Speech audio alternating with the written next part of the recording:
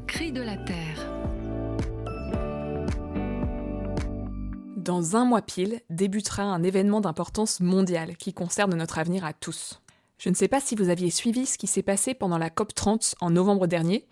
Les États n'ont pas réussi à se mettre d'accord pour affirmer qu'il fallait organiser une transition pour sortir des énergies fossiles.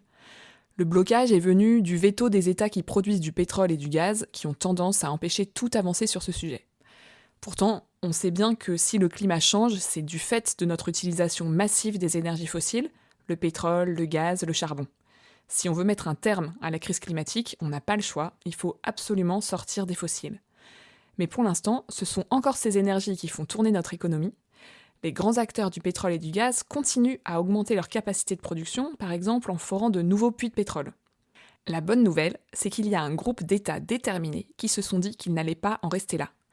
Pendant la COP Climat, ils ont affirmé qu'une feuille de route pour sortir des énergies fossiles était nécessaire, et ils se sont donné rendez-vous quelques mois plus tard pour y travailler.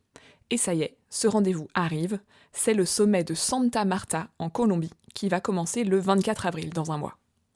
Cet espace d'échange entre États volontaires sera une grande première qui devrait faire progresser la coopération internationale sur le sujet.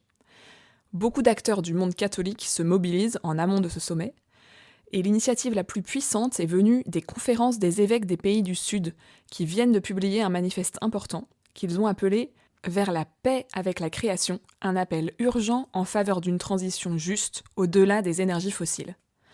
Pour ce qui est des jésuites, ils ont signé en 2024 un appel pour qu'un traité international sur la sortie des combustibles fossiles soit adopté. Alors, à notre échelle à chacun, ce qu'on peut faire, c'est parler autour de nous de ce sommet international de Santa Marta, qui arrive donc fin avril. On peut aussi relayer l'information sur les réseaux sociaux, et on peut prier pour que ces discussions permettent enfin aux États de se mettre d'accord sur une dynamique collective pour enrayer la crise climatique. Je vous laisse avec une citation du manifeste des églises des pays du Sud dont je vous parlais à l'instant.